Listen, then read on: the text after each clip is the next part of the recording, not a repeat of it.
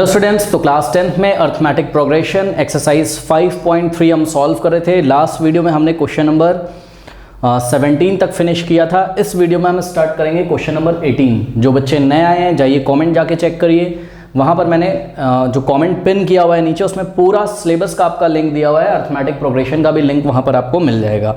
Arithmetic progression R D Sharma से भी पढ़ा चुका हूँ, अब एनसीईआरटी से पढ़ा रहा हूँ, तो जिससे आपको पसंद आए उससे आप कर सकते हैं। इसके अलावा जो पिन कमेंट है नीचे उसमें आपको NCERT exemplar, physics, chemistry, mathematics के भी लिंक स्टूडेंट्स मिल जाएंगे। ओके, तो आप बहुत अच्छी तरीके से आराम से घर पे बैठ के अपना सिलेबस बहुत ईजिली प्रिपेयर कर सकते हैं। और जो बच्चे पुराने हैं उनको तो पता ही कि हमको स्टार्ट करना है क्वेश्चन नंबर 18 एक्सरसाइज 5.3 का। तो आइए स्टार्ट करते हैं क्वेश्चन नंबर 18। देखिए बच्चों, कह रहा है कि अ spiral is made up of successive semi circles. देखिए ये स्पाइरल क्या होता है, ठीक है। एक तो हेलिक्स होता है। फिजिक्स में आप दो चीज़ें पढ़ेंगे, ये magnetic effect of electric current जब आप पढ़ोगे तो वहाँ पे आप देखोगे एक तो हेलिक्स होता है, ठीक है। तो जो आपका सोलेनॉइड होगा वो हेलिकल शेप का होगा। ये देखिए जैसा स्प्रिंग होता है इसको हम हेलिकल शेप बोलते हैं या हेलिक्स है ये, ठीक है। स्पाइरल क्या होता है, ये देखिए ये स्पाइरल होता है, ये देखिए कुछ इस तरीके का शेप, ये स्पाइरल होता है, ठीक है ना।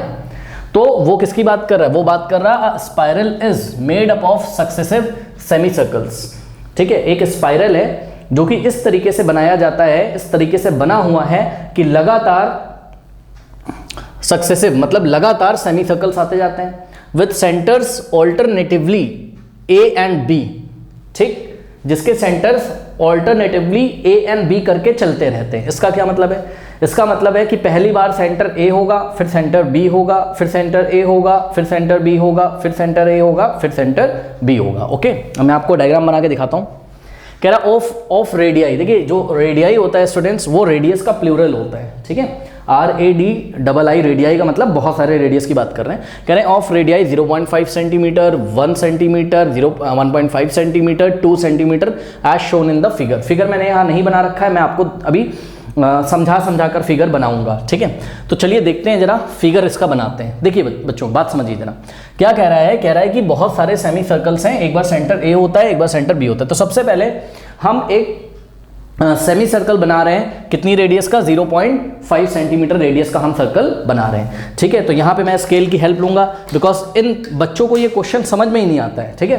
तो मैं यहाँ स्केल की हेल्प लूंगा। ध्यान से चेक करिए स्टूडेंट्स, मैं यहाँ पर 2 पॉइंट पहले कंसीडर कर लेता हूँ, ध्यान से चेक करिएगा, ठीक है। देखिए ये पॉइंट ए है, करेक्ट। अब पॉइंट ए को कंसीडर करके, पॉइंट ए को सेंटर अज्यूम करके हमने क्या किया, ये देखिए, और ये पॉइंट बी है बी। तो सबसे पहले ए को सेंटर मानिए आप, सबसे पहले ए को सेंटर मान के 0.5 सेंटीमीटर का रेडियस लेकर एक सेमी सर्कल ड्रॉ करिए। सभी बच्चों को आता है, ठीक है। अगर हम अपना कंपास लें तो कंपास को हम कहाँ रखेंगे बताइए, ए पे, और पेंसिल को कहाँ रखेंगे 0.5 सेंटीमीटर पे। पेंसिल कहाँ रखेंगे हम 0.5 सेंटीमीटर पे, करेक्ट। अब जैसा फिगर एनसीईआरटी में दिया है उस हिसाब से मैं इसको बना रहा हूँ। तो जब मैं आर्क लगाऊंगा, ध्यान से चेक करिए, जब मैं आर्क लगाऊंगा ऐसे करके घुमाऊंगा, मान लो मैं एंटी क्लॉकवाइज घुमा रहा हूँ, ठीक है। तो कुछ इस तरीके से आएगा, अच्छा नहीं बना है, कुछ इस तरीके से। ये आपको सेमी सर्कल दिख रहा है कि नहीं दिख रहा है बताइए, दिख रहा है सेमी सर्कल, ठीक है। हाँ, और ये इस सेमी सर्कल का सेंटर कितना है, ए, ठीक। तो इसका रेडियस कितना है बताइए, ए से लेके बी तक, यानी कि 0.5 सेंटीमीटर, ये इसका रेडियस है, करेक्ट। अब हम एक काम करते हैं, ये जो इसका डायमीटर है, सभी देख रहे होंगे इसका डायमीटर यहाँ से लेके यहाँ तक होगा। तो हम डायमीटर का लाइन ऑफ एक्शन ड्रॉ कर ले रहे हैं। लाइन ऑफ एक्शन का मतलब एक ऐसी लाइन जो इस डायमीटर से होके जाती है, ठीक है। तो डॉट डॉट करके अभी मैं ड्रॉ कर रहा हूँ जानबूझ के, उसका कारण अभी हम आपको बताएंगे, ठीक है। तो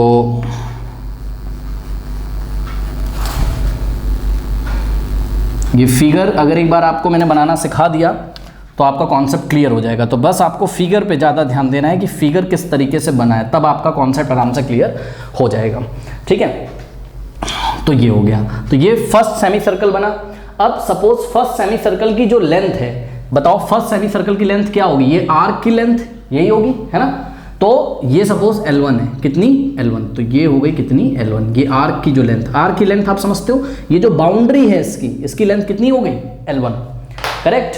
अब क्या करना है बताइए, अब ध्यान से चेक करिए स्टूडेंट्स, अगर ए से बी तक कितना है 0.5 सेंटीमीटर, तो अगर हम इस पॉइंट का कोई नाम रख दें, लेट अस से ये पॉइंट सी है, तो सी से लेके बी तक कितना हो जाएगा 0.5 और ए से लेके सी तक भी 0.5, करेक्ट। तो 0.5 और प्लस 0.5 कितना होता है 1, ठीक। तो अब हम क्या करेंगे, हम 1 सेंटीमीटर का रेडियस लेकर, करेक्ट, और बी को सेंटर अज्यूम करके एक सेमी सर्कल ड्रॉ करेंगे। लेकिन सक्सेसिव सेमी सर्कल है, मतलब जहां पर ये फर्स्ट सेमी सर्कल एंड हुआ है वहीं से दूसरा सेमी सर्कल स्टार्ट होगा। बात समझ में आई कि नहीं? तो ये देखिए रेडियस इस बार आपको कितनी लेनी है, यहां से यहां तक ये पूरी रेडियस लेनी है, और बी को क्या अज्यूम करना है, सेंटर अज्यूम करना है, करेक्ट। तो सी से लेके बी तक बताइए कितना है 1 सेंटीमीटर, सी से लेके बी तक कितना है 1 सेंटीमीटर, और इसी 1 सेंटीमीटर रेडियस को लेके बी को सेंटर मान के आपको एक सेमी सर्कल ड्रॉ करना है। तो करते हैं। अब हम क्या करेंगे बताइए, अपना कंपास हम कहाँ पे रखेंगे, कंपास कहाँ रखेंगे बी पे, और रेडियस कितनी लेंगे 1 सेंटीमीटर। तो बी पे कंपास, पेंसिल को हमने सी पे रखा और ऐसे घुमा देंगे।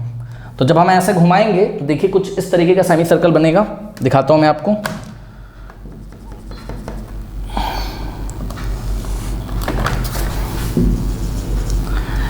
ये कुछ ये देखिए बहुत अच्छा नहीं बना है, थोड़ा अच्छा अगर हम इसको करें। ये देखिए एक और सेमी सर्कल बना, इस सेमी सर्कल का सेंटर कहाँ पे बताइए, बी पर है, ठीक है। और इस पॉइंट का अगर हम नाम रख दें लेट अस से डी, तो बी से लेके डी तक कितना हो जाएगा बोलिए 1 सेंटीमीटर, क्योंकि यही तो रेडियस है किसका, इस सेमी सर्कल का। या सी से लेके बी तक इसका क्या है रेडियस है, क्योंकि बी इसका सेंटर है, करेक्ट। अब ध्यान से चेक करिए कि ये जो आर्क की लेंथ है, ये जो सी डी आर्क है, इसकी जो लेंथ है, इसको अगर हमने L2 बोल दिया, ये देखिए, कोई डाउट है बताइए। अब ध्यान से चेक करिए, ये बी से लेके डी तक कितना है 1, और ए से लेके बी तक कितना है 0.5। तो बोलिए ए से डी तक कितना हो जाएगा, ए से डी तक हो जाएगा आपका कितना 1.5, ओके। तो ए से डी तक हो गया आपका कितना 1.5 सेंटीमीटर, ये ए से डी तक की मैं बात कर रहा हूं, ठीक। अभी आपने बी को सेंटर लेके सेमी सर्कल ड्रॉ किया था, अब आप ए को सेंटर लेके सेमी सर्कल ड्रॉ करेंगे, और ए को जब आप सेंटर लेके सेमी सर्कल ड्रॉ करेंगे तो रेडियस इस बार कितना लेंगे 1.5 सेंटीमीटर। बात समझ में आई कि नहीं? तो चलिए 1.5 सेंटीमीटर रेडियस लेते हैं और ए को सेंटर अज्यूम करते हैं, ठीक है। तो 1.5 कितना हो रहा है, ये मेरे स्केल में हो रहा है 12, ओके। तो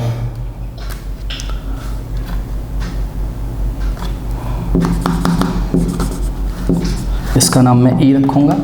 अब देखिए ए आपका सेंटर है इस बार, तो ए से लेके डी तक रेडियस है, या ए से लेके ई तक रेडियस है, करेक्ट। और ये सेमी सर्कल बन के आएगा कुछ इस तरीके से। कोई डाउट है बताइए?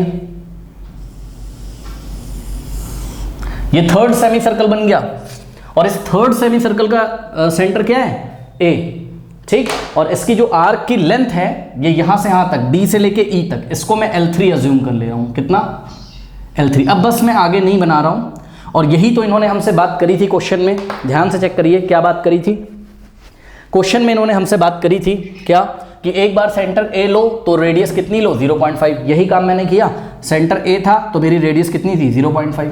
फिर उन्होंने बोला कि सेंटर बी लो तो रेडियस कितनी लो 1.0, ठीक है। फिर मैंने सेंटर बी लिया तो रेडियस कितनी ली, तो रेडियस मैंने 1.0 ली, ये 1.0 है, ये 1। तो ये सेंटर है, तो ये वाला सेमी सर्कल बन गया। चाहे आप बी से लेके डी तक देखो 1 है, और चाहे आप बी से लेके सी तक देखो 1 सेंटीमीटर है। फिर वापस से सेंटर अब किसको लेना है, ए को लेना है, और रेडियस कितनी लेनी है 1.5 सेंटीमीटर, ओके।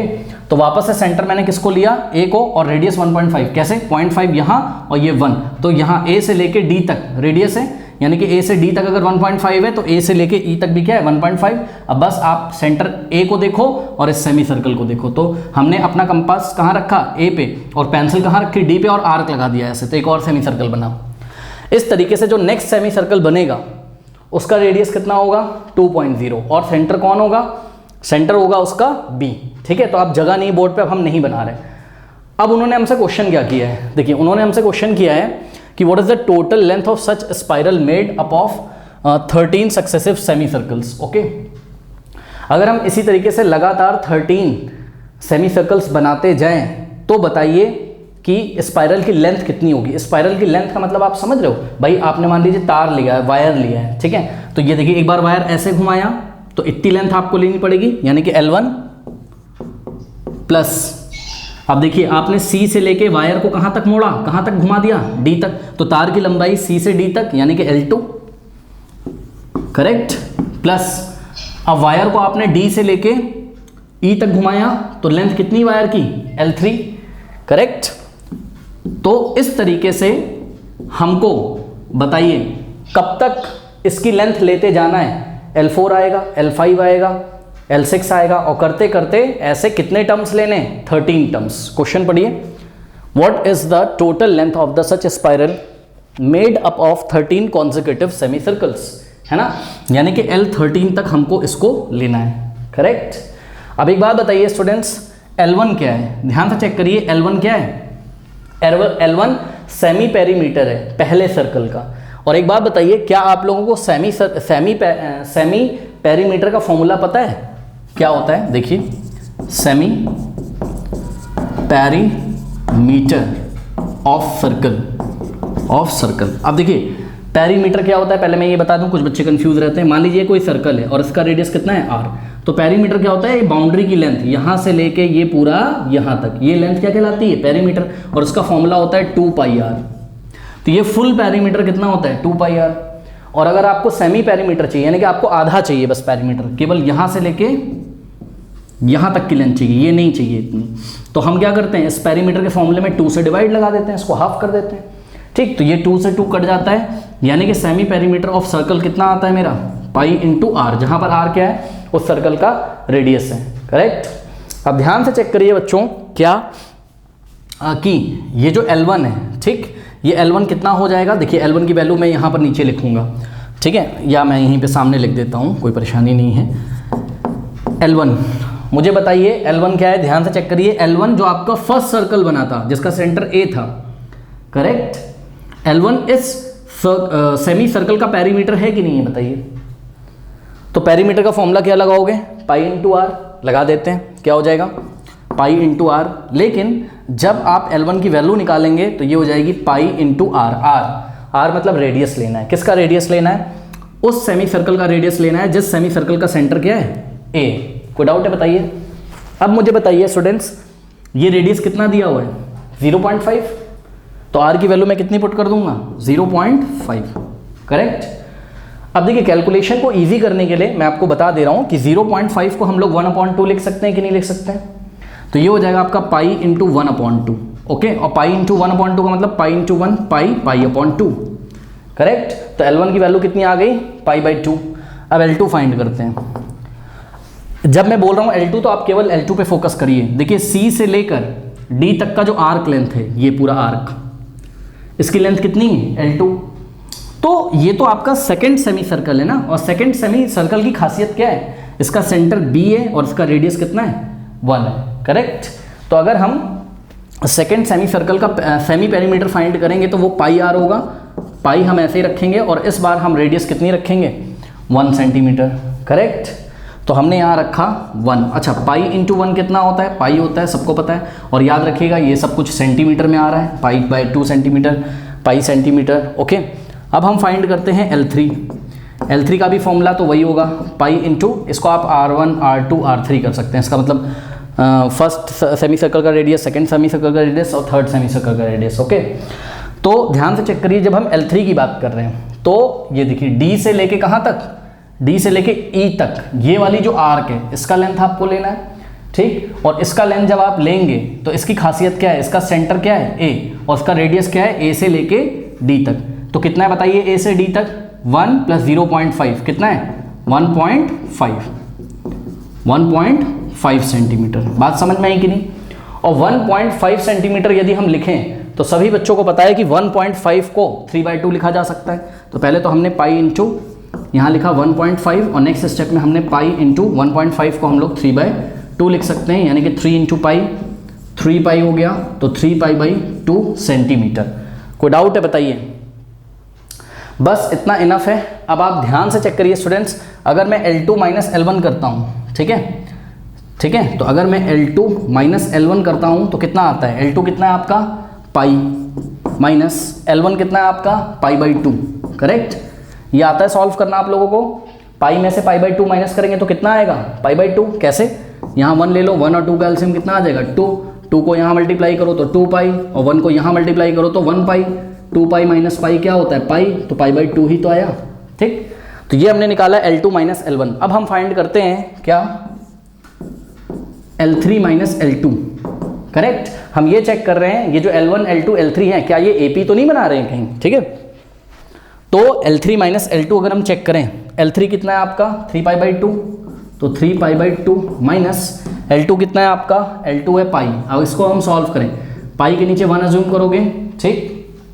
2 और 1 का एलसीएम 2 आता है, सभी बच्चों को पता है। 1 को 3 पाई से मल्टीप्लाई करो तो 3 पाई, माइनस 2 को पाई से मल्टीप्लाई करो 2 पाई। अब 3 पाई माइनस पाई, ये सब एलसीएम तो आप लोग ले लोगे। 3 पाई माइनस 2 पाई क्या होता है पाई, तो पाई बाई 2 फिर से आ गया। अब आप देखिए clearly students, L2 minus L1 is equals to L3 minus L2, ये पाई बाई 2 आ रहा है, यानी कि ये L1 L2 L3 ये सब क्या बना रहे हैं, ये जो आर्क की लेंथ है, ये जो स्पाइरल की लेंथ है, जो कॉन्सेक्यूटिव स्पाइरल्स आ रहे हैं इनकी जो लेंथ है ये AP बना रही है कि नहीं बना रही, जिसका कॉमन डिफरेंस कितना है बताइए, पाई बाई 2, ठीक है। तो आपको एक AP मिल रही है जिसका फर्स्ट टर्म कितना है, ध्यान से चेक करिए, जिसका फर्स्ट टर्म है ये L1 कितना है पाई बाई 2, करेक्ट। तो ये इसका फर्स्ट टर्म है, और इसका जो कॉमन डिफरेंस है वो भी कितना है, कॉमन डिफरेंस भी कितना है इसका पाई बाई 2, करेक्ट। अब करना क्या है, करना ये है हमको कि ऐसे 13 स्पाइरल का हमको सम निकालना है, ठीक है। तो बस अब हम 13 टर्म्स का सम का फॉर्मूला लगा देते हैं। यहाँ पर A हमको पता है, n की वैल्यू कितनी हो जाएगी 13 हो जाएगी, n is equals to what 13 हो जाएगी, करेक्ट। और A पता है, D पता है, तो टोटल स्पाइरल की लेंथ आ जाएगी। इतना कॉपी करिए, फिर मैं कैलकुलेट करके दिखाता हूँ। स्टूडेंट्स फॉर्मूला लगाते हैं, Sn is equals to n by 2 in the bracket 2a plus n minus 1 into d, okay. तो S n की वैल्यू 13 मैंने आपको बताई, n की वैल्यू 13 रखिए, 13/2 इन द ब्रैकेट 2 इंटू a क्या है आपका बताइए, पाई बाई 2, करेक्ट। तो क्या हो जाएगा 2 इंटू पाई बाई 2 और प्लस n माइनस 1, n कितना है 13 माइनस 1 क्या होता है 12 इंटू डी कितना आपका पाई बाई 2 है, करेक्ट। ये हो गया। अब क्या करें, इसको थोड़ा सा सॉल्व कर लेते हैं। तो देखिए ये हो जाएगा आपके पास 13/2 इन द ब्रैकेट, और यहाँ 2 से 2 कैंसिल हो गया, 2 1 जा और 2 6 जा, यहाँ पे आपके पास पाई बचा, प्लस 6 इंटू पाई 6 पाई होता है, ओके। तो ये हो जाएगा आपके पास 13/2 और इन द ब्रैकेट देखिए पाई प्लस 6 पाई क्या होता है 7 पाई, सभी बच्चों को पता है। तो ये देखिए स्टूडेंट्स पाई प्लस 6 पाई कितना होता है 7 पाई, ठीक है। अब हम लोग इसको आराम से सॉल्व कर सकते हैं, कैसे देखिए, अभी आप क्वेश्चन में ध्यान से चेक करिए। तो उन्होंने आपको बोला है, आपकी बुक में, मैंने यहाँ नहीं लिखा है, उन्होंने बोला है कि take pi is equals to 22/7, ठीक है। पाई का वैल्यू कितना लेना है 22/7, तो हम लोग यहाँ आराम से कैलकुलेट कर सकते हैं। 13/2 इंटू देखिए 7 और पाई की वैल्यू आपने रख दी कितनी 22/7, ठीक है। ये हो गया। अब देखिए ये 7 से 7 कैंसिल हो गया, उसके बाद 2 1 जा 2 और 11 टाइम्स जाएगा तो 22, 13 इंटू 11, तो 13 इंटू 11 अगर हम करेंगे, आप मल्टीप्लाई कर लीजिएगा जो भी आ जाए। 13 इंटू 11 को मैंने 10 प्लस 1 कर लिया, तो 13 इंटू 10 130 होता है, और प्लस 13 इंटू 1 13, तो 130 प्लस 13 कितना हो जाएगा भाई, ये 3 और 4 143 सेंटीमीटर। यूनिट लिखना नहीं भूलेंगे। तो हम फाइनली अपनी कॉपी में आंसर क्या लिखेंगे, the length of such spiral of 13 consecutive semicircles will be 143 centimetre. फिर से मैं बोल देता हूँ, सुनिए, आप लोग आंसर नहीं लिखते एग्जाम में, ये लॉन्ग आंसर टाइप क्वेश्चन है। हम लिखेंगे therefore, फिर कॉमा लगाएंगे, the length of such spiral of 13 consecutive semicircles will be 143 centimetre. कर लीजिए। तो students question number 19 is a very good question.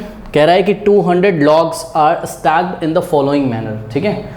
Log आप समझते हो, लॉग ये वो वाला मैथ्स वाला लॉग नहीं, लॉग्स मतलब लट्ठे लंबे लंबे लट्ठे जो होते हैं लकड़ी के, ठीक है ना। तो देखिए जो घर वर बनाने के लिए आपने देखा होगा कभी लगाया जाता है ना, लेबर जब काम करती है तो इसका जो है सपोर्ट लगा के चढ़ती लॉग का, आपने देखा होगा। तो देखिए जो 200 लॉग्स हैं, तो ध्यान से चेक करिएगा लॉग्स कितने बताइए, 200 लॉग्स हैं टोटल। और 200 लॉग्स कुछ इस तरीके से रखे हुए हैं। देखिए इसको रखने का एक मैनर होता है, देखिए कैसे मैनर होता है। देखिए ये फर्स्ट लॉग है, फिर इसके बगल में हम सेकंड लॉग रख देते हैं, फिर हम इसके बगल में ऐसे थर्ड लॉग रख देते हैं, है ना, ऐसे रख देते हैं। तो देखिए फर्स्ट रो बन जाएगी, बन गई फर्स्ट रो। तो इन्होंने यही बोला है क्या, 20 logs in the bottom row, मतलब सबसे नीचे वाली रो में 20 लॉग्स हैं। तो अब मेरे हाथ में इतनी जगह तो नहीं ना, मेरे पास इतने मार्कर हैं, तो ये 20 रखे हुए हैं। कितने रखे हुए हैं, 20। अब देखिए जब आपने 20 रख दिया, फिर क्या होता है, कह रहा है कि 19 इन द नेक्स्ट रो। ठीक, अब देखिए सबको पता है कि भाई जब हम बचे हुए लॉग रखेंगे तो इसके ऊपर रखेंगे ना, इसके नीचे थोड़ी ना चले जाओगे आप। ठीक है, तो अब देखिए नेक्स्ट आप लॉग कैसे रखोगे, ऐसे रखोगे, ये दूसरी रो बन रही है, फिर ऐसे रखोगे, ठीक है, सेकेंड रो बन गई। तो फर्स्ट रो में कितने लॉग, 20, सेकेंड रो में कितने, 19। अब ये भर गई, भरने का मतलब है नीचे वाले से तो कम रहेगी। फिर थर्ड रो आप बनाना शुरू करोगे, और थर्ड रो में कितने लॉग्स हैं, 18। तो ये रखने का मैनर है। यानी कि अगर आप कोई भी रो उठा के चेक करोगे तो कोई भी जो टॉप वाली रो होगी वो जस्ट उसके बॉटम वाले रो से उसमें 1 लॉग कम होगा। करेक्ट, तो ये बात आपको समझ में आ रही होगी। ठीक है, चलो बहुत बढ़िया। तो यहाँ पर मैंने बोर्ड में डायग्राम बनाने की कोशिश करी है, मेरे पास इतनी जगह तो नहीं है, तो ये आपको काउंट मत आप करने लगना। ये टोटल, ये फर्स्ट आपका रो है और इसमें कितने लॉग हैं बताइए, 20 लॉग्स। ठीक है, अब इसके ऊपर कितने लॉग्स हैं, बस मैं ऐसे ही रैंडमली लॉग्स को बना रहा हूँ, कोई काउंट करके नहीं बना रहा हूँ। इसमें कितने लॉग्स हैं बताइए, इसमें हैं आपके 19 लॉग्स। करेक्ट, और इसके जस्ट ऊपर वाली रो में कितने लॉग्स हैं, तो ये हैं आपके total 19 logs, sorry 18 logs. Correct, तो ऐसी कुछ सिचुएशन है। और देखिए आप थोड़ा सा समझ भी रहे होंगे, टोटल लॉग्स कितना है, 200 लॉग है। तो हमने पहले 20 रख दिए, अब कितने बचे होंगे, 180। तो उन 180 में से हमने क्या किया, हमने 19 लॉग्स यहाँ पे रख दिए। तो अब कितने बचे होंगे, आपके पास बचे होंगे 1 और 8 - 7 - 1 6 और 1। ठीक है, तो अब आपके पास 161 लॉग बचे होंगे। अब उन 161 में से 18 आपने यहाँ रख दिए। ठीक है, तो कितने बचे होंगे आपके पास, सोचिए, पहले तो थोड़ा सा विजुलाइज कर लो। 11 - 8 3 और 5 - 1 4, 143। तो ऐसे जब आप रखते जाओगे, नेक्स्ट टाइम आप 17 लॉग्स रखोगे, फिर नेक्स्ट टाइम आप 16, फिर 15, ऐसे करते करते रखते जाओगे आप, तो आपके 200 लॉग्स कंज्यूम हो जाएंगे, ख़त्म हो जाएंगे। तो हमको इस क्वेश्चन में यही पता करना है कि जब हम ऐसे लॉग्स को रखते जाएंगे तो जो सबसे टॉप वाला रो होगा, ये first row, second row, third row, तो जो सबसे टॉप वाला रो होगा हमारे पास, वहाँ पे हमारे पास लॉग खत्म होने वाले होंगे। भाई कोई रो तो आएगा जहाँ पे लॉग खत्म हो जाएंगे, तो जो सबसे टॉप रो होगा उसमें कितने लॉग्स हैं यही हमको बताना है। बात समझ में आई कि नहीं? ठीक है, आप क्वेश्चन भी पढ़ सकते हैं। देखिए कह रहा है कि in how many rows are there, sorry, in how many rows are the 200 logs place and how many logs are in the top row. तो टॉप रो में आपके पास कितने लॉग्स हैं ये पता करना है। अच्छा एक बात बताओ, उसने बोला आपको भाई टॉप रो यहाँ कहीं आती होगी, तो इसमें कितने लॉग्स हैं ये आपको पता करना है। मतलब आपको क्या पता करना है बताओ, ये एक एपी बन रही है और इन एपी के टर्म्स बताइए क्या है, 20 है, फिर 19 है, फिर 18 है, फिर 17 आएगा। ऐसे करते करते कितने टर्म्स हैं ये आपको नहीं पता। ठीक है, तो ऐसे करते करते हमारे पास कोई nth टर्म आएगा, करेक्ट, और ये जो nth टर्म होगा, ये जो nth टर्म होगा यही क्या होगा, टोटल नंबर ऑफ लॉग्स। क्योंकि आप समझिए जरा बात को, देखिए फर्स्ट टर्म आपका 20 है तो फर्स्ट रो में 20 लॉग्स हैं, ठीक। सेकेंड टर्म आपका 19 है तो सेकेंड रो में 19 लॉग्स हैं। थर्ड टर्म आपका 18 है तो थर्ड रो में 18 लॉग्स हैं। तो ध्यान से चेक करिए, nth टर्म जो होगा मतलब an, वही तो क्या होगा, nth टर्म ही क्या होगा, total number of logs in top row, correct. कोई डाउट है? अब देखिए, तो तो बताइए यहाँ पर कितने रोज होंगे टोटल? n रोज होंगे ना, टोटल n रोज। समझ में आ रही बात की नहीं आ रही है? हाँ, अगर टोटल हमने अज्यूम कर लिया कि भाई जो टॉप वाला रो है वो nth पोजीशन पे आता है और उसमें जो टोटल नंबर ऑफ लॉग्स हैं वो कितने हैं, जो भी nth टर्म आएगा हमारा अभी फाइंड करके, ठीक। तो टोटल रोज कितने हो जाएंगे? n रोज, ठीक है। तो टोटल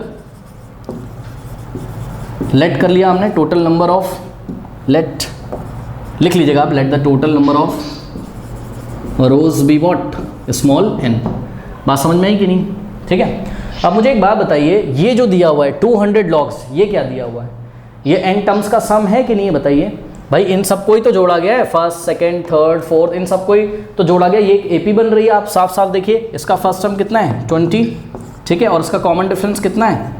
19 माइनस 20 करोगे तो -1 आएगा, और चाहे आप 18 माइनस 19 कर लो -1 आ जाएगा, ठीक। तो आपको ये जो टोटल 200 लॉग्स दिए हुए हैं भाई, आप खुद दिमाग लगाइए, 20 प्लस 19 प्लस 18 ऐसे करते करते अगर हम सबको जोड़ देंगे तो हमारे पास जितने लॉग्स थे वही तो आ जाएगा, है ना। यानी कि हमको n टर्म्स का सम दिया हुआ है, कितना दिया हुआ है? 200, करेक्ट। अब यहाँ से हम शायद n की वैल्यू फाइंड कर सकते हैं, ठीक है। देखते हैं क्या होता है। तो Sn का हमने फॉर्मूला लगाया, क्या होता है? n/2। और देखिए यहाँ पर आपको लास्ट टर्म नहीं पता है, इसलिए आप n/2 in the bracket 2a plus n-1 into d लगाइएगा। तो n/2 in the bracket 2a plus n-1 into d is equals to 200, correct. थोड़ा सा अगर हम इसको सॉल्व करने की कोशिश करें तो देखते हैं क्या होता है। n/2 in the bracket 2 into a कितना है आपका बताइए? 20 है, तो 2 इंटू 20 कितना होता है बोलिए? 40 होता है, ठीक है। और ध्यान दें जरा, जब आप d की वैल्यू कितनी रखेंगे? -1, ठीक। तो जब आप यहाँ d की वैल्यू -1 रखेंगे तो ये -1 आप चाहे पीछे लिखिए और चाहे आगे लिखिए, बात क्या है? सेम है। तो ये जो -1 होगा d का वैल्यू, उसको मैं अगर आगे मल्टीप्लाई करूँ इस ब्रैकेट में n-1 में, तो ये वाले प्लस को वो माइनस कर देगा। तो -1 in the bracket n-1 is equals to 200, correct. कोई डाउट है बताइए? अब देखते हैं क्या हो सकता है। मैं तो क्या सोच रहा हूँ कि बोथ साइड 2 से मल्टीप्लाई कर दूँ, बिकॉज ध्यान से चेक करो, इस पूरे ब्रैकेट में n/2 का मल्टीप्लाई है ना, तो ये वाले 2 को हटाने के लिए हमने क्या किया? हमने राइट हैंड साइड भी 2 से मल्टीप्लाई किया और हमने लेफ्ट हैंड साइड भी 2 से मल्टीप्लाई किया। तो 2 से 2 यहाँ पे कैंसिल हो गया और राइट हैंड साइड आपके पास कितना हो जाएगा? 400 हो जाएगा, ठीक है। अब देखिए इस फिगर को मैं हटा दे रहा हूँ, ठीक है। अब आप समझते रहिएगा, फिगर वगैरह आपकी बुक में भी बना हुआ है, ठीक है। अब देखिए थोड़ा सा सॉल्व करते हैं। यहाँ पे आपके पास n बच गया, तो n और इन द ब्रैकेट देखिए 40, ओके। और सॉल्व करिए, -1 इंटू n, -n, 1 को n से मल्टीप्लाई करोगे कितना आएगा? n, और माइनस तो रहेगा ही, -1 इंटू n -n। और देखिए माइनस माइनस क्या हो जाएगा? प्लस, और 1 इंटू 1 क्या होता है? 1, ठीक है। तो +1 इज इक्वल्स टू कितना आ गया? 200 इंटू 2 कितना होता है बोलिए? 400, करेक्ट। सॉल्व करते हैं, n इंटू 40n। अब एक काम हमको करना चाहिए था शायद पहले। हम एक काम करते हैं क्या कि ये 40 + 1 41 कर लेते हैं पहले अंदर, तो इजी रहेगा हमारे लिए, है ना। तो n इन द ब्रैकेट देखिए 40 + 1 कितना होता है? 41, और minus n is equals to 400, okay. तो n इंटू 41 कितना हो जाएगा? 41 इंटू n, और plus minus n into n square is equals to 400, okay. अब देखिए आप ध्यान से, ये n में क्वाड्रेटिक इक्वेशन बनने वाला है क्योंकि n का स्क्वायर आ रहा है, n आ रहा है। थोड़ा सा रीअरेंज कर लें अगर हम इसको, तो -n² को हमने पहले लिख लिया, और ये 41n पॉजिटिव है तो हमने इसको बाद में लिख लिया। 41 into n is equals to कितना आ जाएगा? 400। अब क्या कर रहे हैं हम? एक काम करते हैं, -1 से बोथ साइड मल्टीप्लाई कर देते हैं। क्यों? क्योंकि n² को हमेशा हम लोग पॉजिटिव रखते हैं ना, क्वाड्रेटिक इक्वेशन में हमने पढ़ा है जब हम लोग सॉल्व करते हैं, तो ये हमारी आदत है। तो हमने क्या किया? -1 से लेफ्ट में मल्टीप्लाई किया और -1 से हमने राइट में मल्टीप्लाई किया, ठीक है। तो -1 और -n², -n प्लस हो जाएगा तो +n² और माइनस प्लस माइनस, और 41n is equals to 400 into -1 -400, correct. Next step में -400 को लेफ्ट में लेके आइए तो पॉजिटिव हो जाएगा। तो यहाँ से हो गया आपके पास n² माइनस 41n और plus 400 is equals to 0, okay. अब ध्यान से चेक करिए, यहाँ पे आप स्प्लिटिंग द मिडिल टर्म का यूज़ करिए, ठीक है। कैसे करेंगे? 400 को n² से मल्टीप्लाई करिए, कितना आ जाएगा? 400n², ठीक है। तो अब मिडिल टर्म हम लोग के पास -41 है, तो -41 को हमको ऐसे दो पार्ट्स में ब्रेक करना है कि एडिशन पर -41 आए और मल्टीप्लिकेशन पर 400। तो अब ये कैसे करें, मैंने कई बार क्वाड्रेटिक इक्वेशन में बताया है, क्या करेंगे, 400 का प्राइम फैक्टर निकालिए और एडजस्टमेंट कर लीजिए। तो आइए जरा कोशिश करते हैं कि क्या होता है। ये आपका कॉपी कर लिया, हटा दें इसको, हाँ चलिए तो कोशिश करते हैं, देखते हैं क्या होता है। और याद रखिएगा गलती से मैंने यहाँ रब कर दिया है, टोटल नंबर ऑफ रोज कितनी है, n है, ठीक है। टोटल नंबर ऑफ रोज कितनी है, n है, आपकी कॉपी में नोट होगा, है ना। तो देखते हैं, देखिए 400 के थोड़े से प्राइम फैक्टर करिए ज़रा और एडजस्टमेंट करिए, देखते हैं क्या होता है।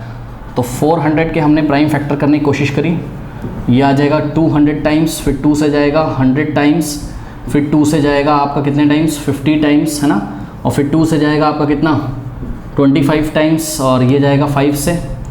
और मेरे ख्याल से तो बात बन जाएगी ऐसे ही, 5 5 जा और 5 1 जा। ध्यान से चेक करिए स्टूडेंट्स, बन गई ये बात आपकी। ये चेक करिए, 2 2 जा 4 2 जा 8 2 जा 16, तो 16 और 5 5 जा 25, 16 और 25 ऐसे दो नंबर हैं जिनको अगर हम ऐड करें तो हमारा आंसर 41 ही तो आता है। तो बन तो गई बात, है ना। तो देखिए यहाँ पर हमने क्या किया, n² माइनस 41 को हम लोग क्या लिख सकते हैं, 41 को हम लोग लिख सकते हैं -16n और -25n, correct. Minus minus plus sign लगेगा बड़े नंबर का, -41 आ जाएगा, ठीक है। और अगर आप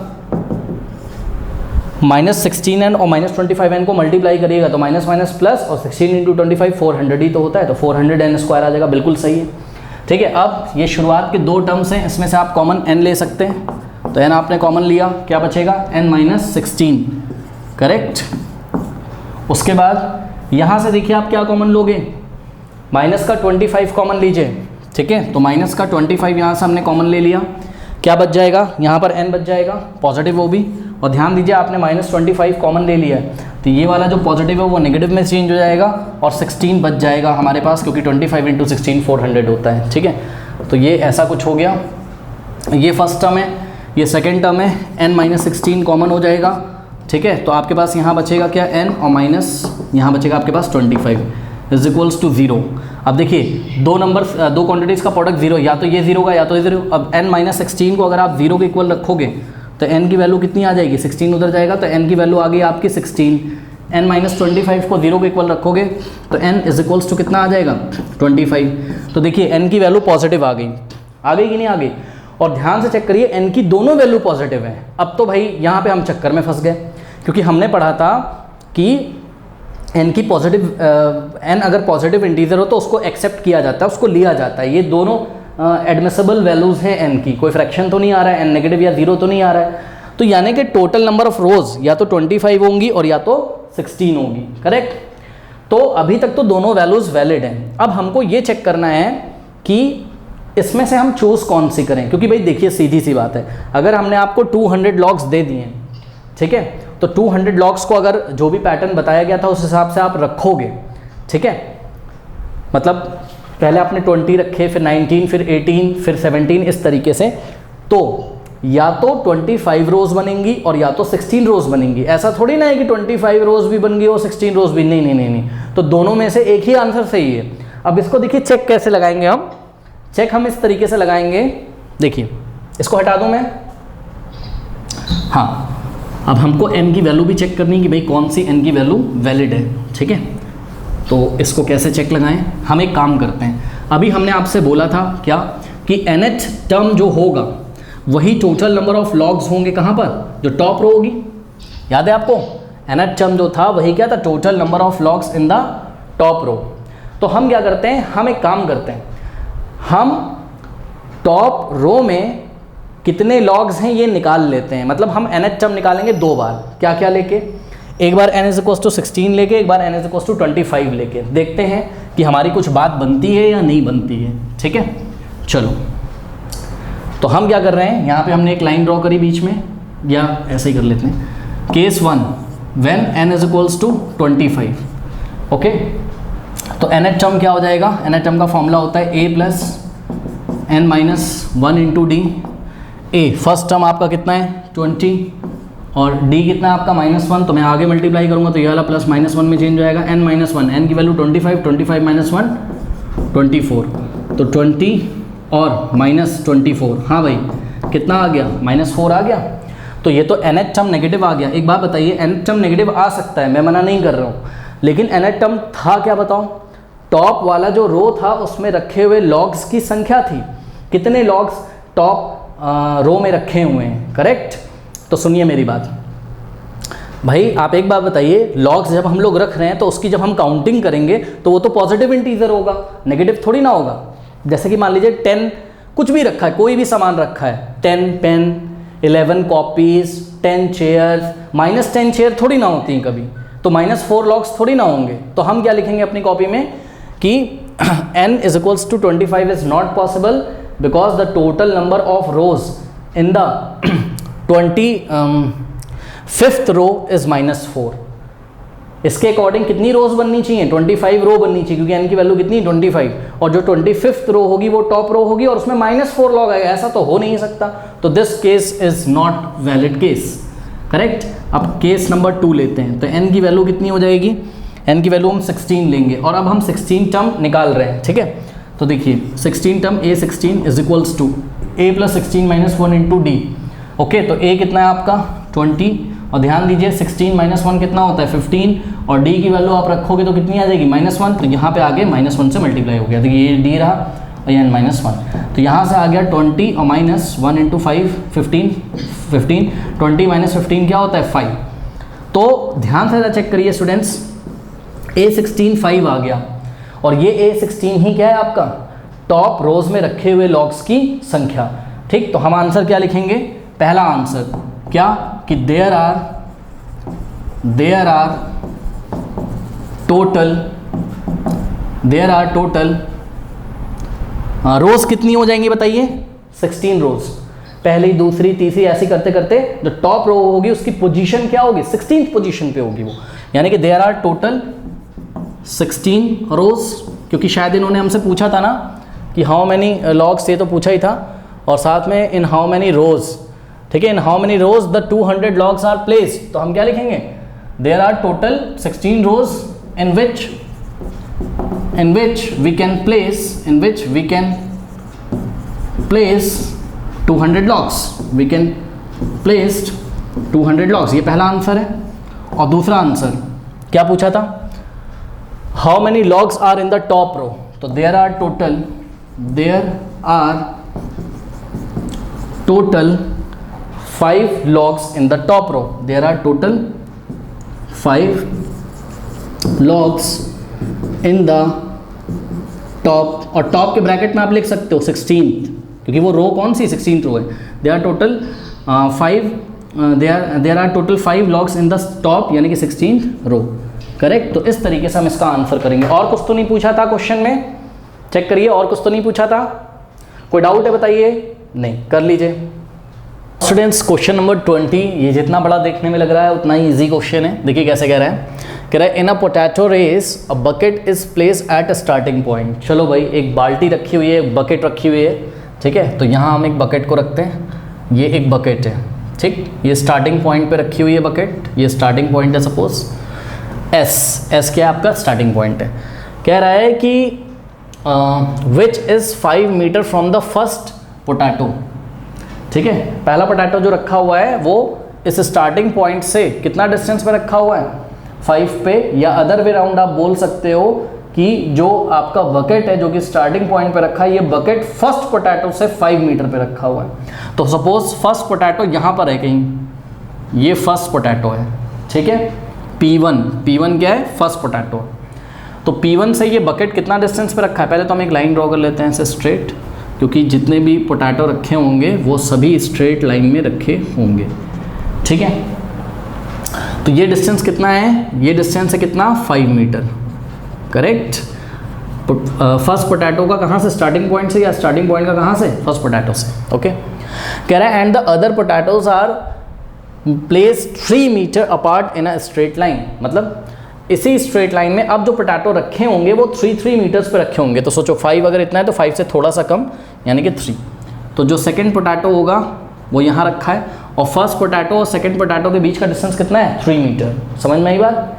तो ये कितना हो गया, मैं यूनिट नहीं लिख रहा हूँ, बस मैं 3 लिख रहा हूँ, आप समझ लीजिएगा, ठीक है। फिर थर्ड पोटैटो यहाँ रखा हुआ है पॉइंट P3 पे, करेक्ट, और ये थर्ड पोटैटो ये सेकंड से 3 मीटर की डिस्टेंस पे। फिर फोर्थ पोटैटो रखा होगा इसी तरीके से, फोर्थ पोटैटो भी जो है थर्ड से आपका कितने डिस्टेंस पे होगा 3 मीटर पे। कह रहा है कि आगे पढ़िए, कह रहा है there are 10 potatoes in a line, ठीक है। तो इसी लाइन में टोटल कितने पोटैटो हैं 10 है। तो मेरे पास शायद इतनी जगह तो नहीं है, देखते हैं। यहाँ P5, यहाँ P6 आ जाएगा वैसे तो, यहाँ पे P7 और यहाँ पर P8 और यहाँ पर P9 और लास्ट में ये आ गया यहाँ P10। और ये सभी जो डिस्टेंस हैं दो पोटैटो के बीच का 3 मीटर। बस शुरुआत में डिस्टेंस स्टार्टिंग पॉइंट से फर्स्ट पोटैटो का 5 मीटर है बस। तो ये भी 3 है, ये भी 3 है, ये भी 3 है, ये भी 3 है, ये भी 3 है और ये भी 3 है, करेक्ट।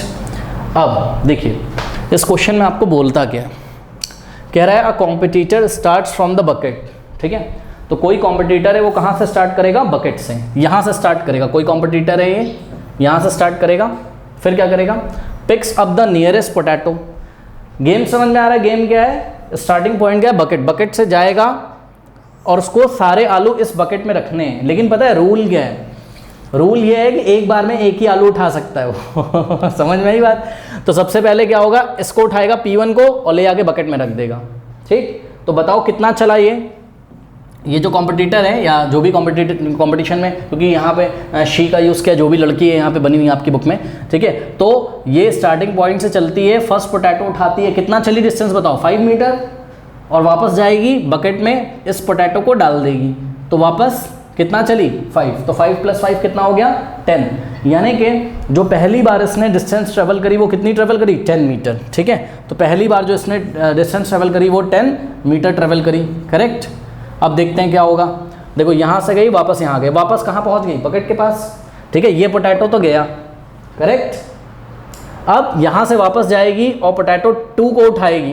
तो पोटैटो 2 को उठाएगी तो यहाँ से स्टार्टिंग पॉइंट से P2 तक की डिस्टेंस कितनी है 5 + 3 8। समझ में आई बात कि नहीं? हाँ दिख रहा है ना, यहाँ से S से P1 तक 5 और P1 से P2 तक 3, तो 5 + 3 टोटल 8 मीटर हो गया यहाँ से यहाँ तक, ठीक है। तो 8 मीटर जाएगी, 8 मीटर वापस आएगी, तो टोटल डिस्टेंस कितना ट्रेवल करेगी 16 मीटर। बात समझ में आई कि नहीं? और जब 8 गई, 8 वापस आई, तो फिर से ये दूसरे पोटैटो को भी उसने कहाँ डाल दिया, बकेट में। अब लड़की वापस यहीं पहुँच गई स्टार्टिंग पॉइंट पे। अब थर्ड पोटैटो उठाएगी तो लड़की यहाँ से जाएगी और P3 वाले पॉइंट तक जाएगी।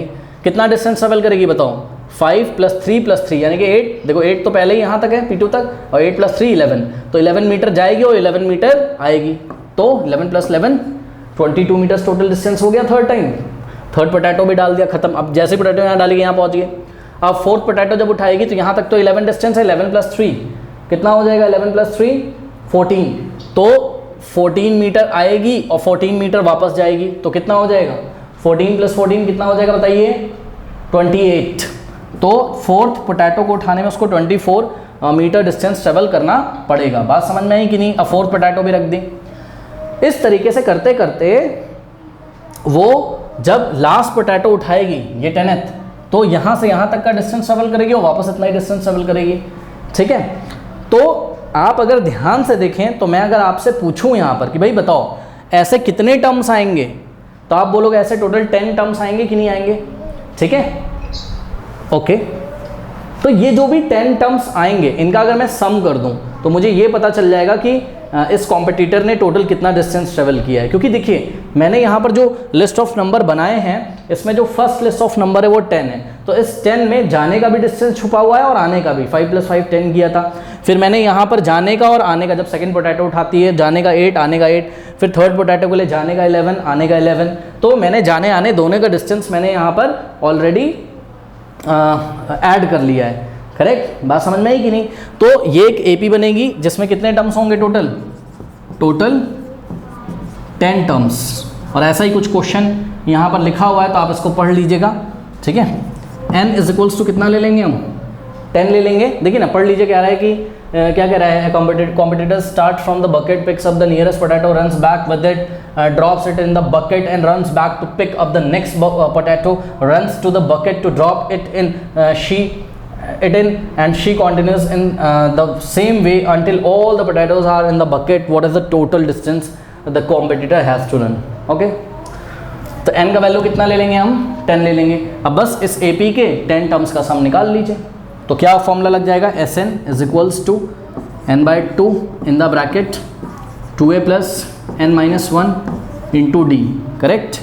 Sn, n कितना है, 10 है, तो 10/2 in the bracket 2 into a कितना है, 10 है, तो ये फर्स्ट टर्म है ना। और अगर कुछ बच्चे ध्यान से देख रहे हो यहाँ पर तो देखिए कन्फ्यूज़न नहीं है, यहाँ ये एक AP बन रही, कैसे, 16 - 10 6, 22 - 16 कितना आता है, 6, 28 - 22 6, यानी कि कॉमन डिफरेंस कितना है, 6 है।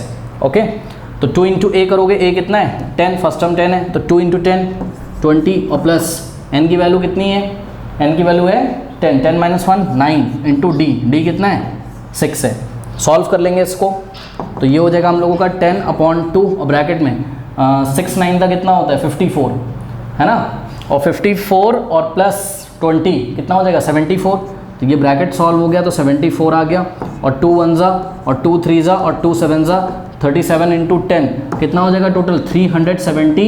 और यूनिट लिखना नहीं भूलेंगे, तो यूनिट हम फाइनली क्या लिखेंगे, मीटर्स, क्योंकि मीटर में उन्होंने हमसे बात करी थी। तो फाइनल हम आंसर लिखेंगे, therefore the competitor will run a total distance of 370 metres. Okay, तो स्टूडेंट्स ये आपका एक्सरसाइज 5.3 फिनिश हो गया है एंड स्क्रीन पर एक्सरसाइज 5.4 के सॉल्यूशन आ रहे होंगे। बच्चे बोलेंगे कि ये ऑप्शनल है, हम तो नहीं लगाएंगे, लगा लोगे तो क्या चला जाएगा, ब्रेन थोड़ा सा ट्रेन हो जाएगा, ठीक है ना।